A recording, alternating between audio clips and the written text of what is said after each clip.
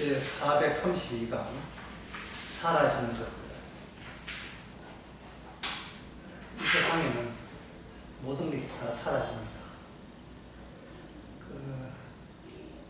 사라지지 않는 것들도 있죠. 사람들 보기 해와 달과 별은 멀쩡하다고 생각합니다. 그러나 우리 할아버지, 우리 아버지, 선조들 다 사라졌습니다. 해와 달과 별과 그리고 인간들의 차이가 뭔데, 해와 달과 별 그런 것은 사라지지 않고 인간은 왜 사라져야 하는가? 여기에 대해서 성경 외에는 반대 해답을 제시하는 곳이 없습니다.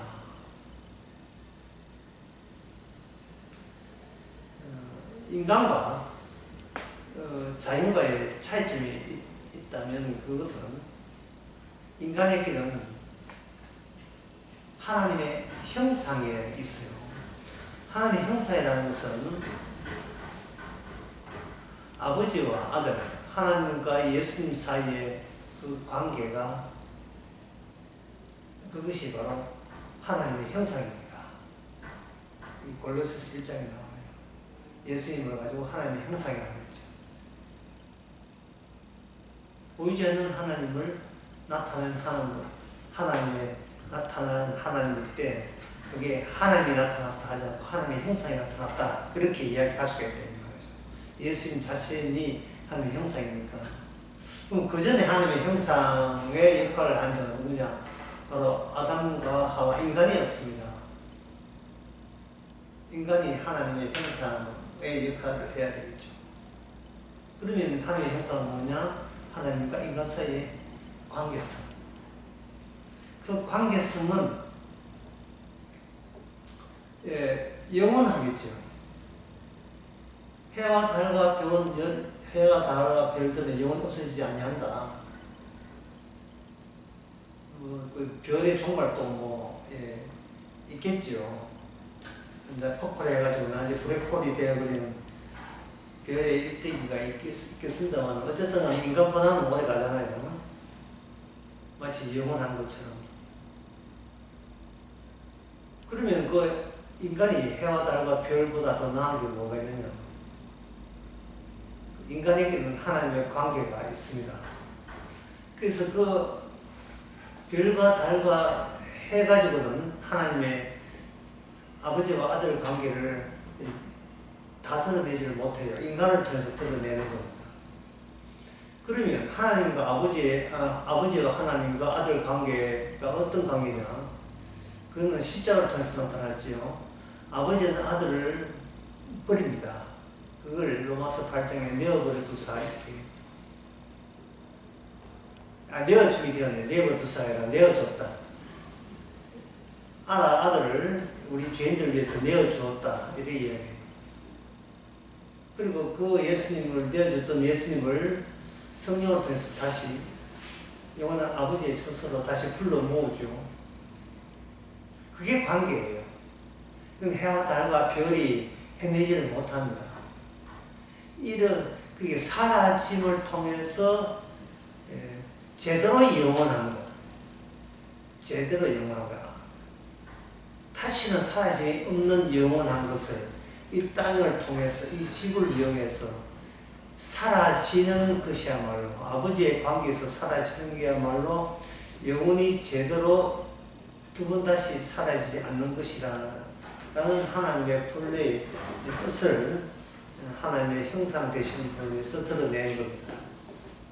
그래서 오늘 제목이 사라지는 것들 라고 했을 때에, 이 사라지는 것들이 되어야 영원한 천국 백성이 되는 겁니다.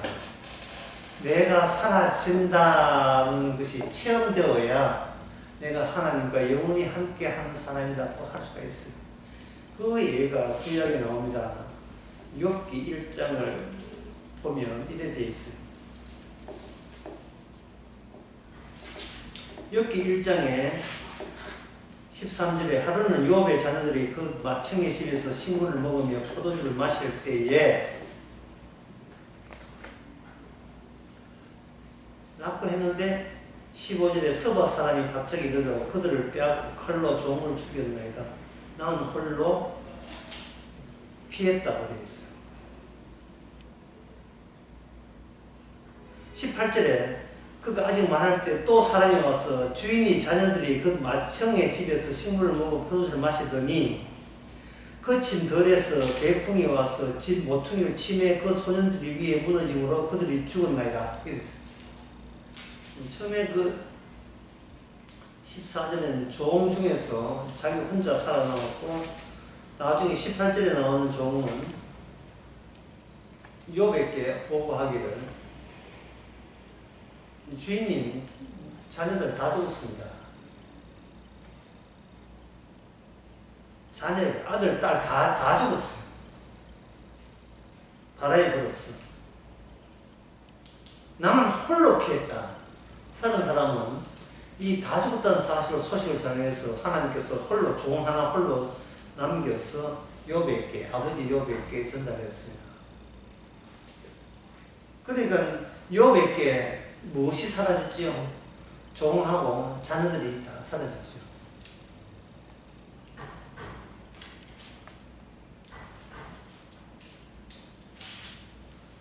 그럴 때 21절에 보면 욥이 이렇게 이야기합니다. 자, 그럴 것 같으면 하나님 저도 사라지게 해달라고 하죠. 그런데 내가 모태에서 적신으로 나왔은즉 아무것도 없이 나왔은즉 또한 아무것도 없이 돌아갈지라 주신 자도 여호와시오 취하신 자도 여호와시니 여호와 이름을 찬송할지라. 욥은 자기에게 아무것도 없다. 예. 모든 게 사라졌는데 그 사라지는 그 리스트에 그 항목에 나도 그게 끼어들게 해달라고. 내가 아무것도 없이 태어났고 죽을 때도 아무것도 없다. 그러니까 사라졌다는 그 뜻은 뭐냐 하면 인생 사는 것이 하나님 와서 쳐버리면 인생 산다는 것 자체가 의미가 없다는 거예요. 뭔가 업적과 실적을 뭐 근사하게 뭐 남기면 아 우리가 이 땅에 태어난 이유가 여기 있었구나 라고 하겠는데 그 서버 사람들이 와가지고 욥에 가진 종들을 다 죽이고 이제는 하나님이 나서서 큰 바람 불어서 집 모퉁이를 지붕이 무너져서 손님이 다 죽었다면 욥의 입장에서는 이게 하나님께서 이게 내한테 무슨 뜻이냐를 자기가 해석하는 거예요. 아, 내가 사라진 것들 중에 하나였구나 라고 하는 거예요. 그러면 사라지고 난 뒤에 그 뒤가 있는가? 욥은 아직까지 그걸 깨닫지 못합니다. 사라지면 사라지는 걸로 모든 것이 게임 오버 끝났다. 사라지면 끝났다. 그 뒤에 아무것도 없다. 사라지기 위해서 태어났기에 사라지듯이 당연하다. 아무것도 없이 왔기에 아무것도 돌아가는 것이 당연하다. 이렇게 생각을 했었습니다. 만약에 그것이 옳았다면 시편이 42절 2장까지 끌고 갈 이유가 전혀 없겠죠. 욥은 그렇게 자식 따라서 지도 그냥 아프다가 죽었다. 그러면 끝나는 문제예요. 근데 욥은 1차에서 끝나지 않습니다. 어디까지 가냐? 42장까지 갑니다. 42장 12절부터 보면은 여호와께서 욥의 모년에 복을 주사 처음 복보다 더하게 하시고 그가 양 14,000과 약대 6,000과 소 1,000개와 암낙이 1,000을 두었고 또 아들 7과 딸 3을 낳았으니 하고 뭐 그 다음에 큰딸 이름은 여미마라 뭐 이렇게 해가지고 구체적으로 딸 이름을 언급했는데 15절에 전국 중에서 욥의 딸처럼 아리따운 여자가 없었더라. 그리고 그 아비가 그들에게 오라비처럼 산물을 주었더라. 이렇게 되어 있어요. 그리고 난 뒤에 17절에 나이 늙어 기한에 차서 140년에 아들과 손자를 보고 손자 4대를 보고 죽었더라. 이렇게 되어 있어요. 자, 분명히 욥기 1장에서는 1장 21절은 그는 사라지는 각오를 하고 아, 그 다음 차례는 내 차례구나. 하나님께서 무의미하게 나를 없애는구나. 그래, 인생이라는 게 다 그렇지. 하고 마음을 그렇게 먹었는데, 딸이 죽었다 했죠. 죽었는데, 딸도 죽고 아들 죽었는데, 욥기 42장 13절, 또 아들 7과 딸 셋은 뭡니까? 이거는 왜 등장했지? 앞에 사라졌던 아들과 딸과 욥기 42장 13절에 나오는 아들과 딸의 그 차이점은 뭐냐? 그 중간에 욥이 고난받는 게 들어있어요. 욥의 고난. 그러면 아들, 딸이 있었다, 딸이 이뻤다가 복이 아니라 하나님께서 욥을 통해서 우리에게 말씀하시는 것은 하나님께 관계, 하나님의 관계, 하나님이 욥을 내어버리는 것. 하나님께서 고통 가운데서 그냥 죽음에 이르도록 하는 그것이 복이었어요. 그게 욥의 존재의 의미입니다. 존재의 의미.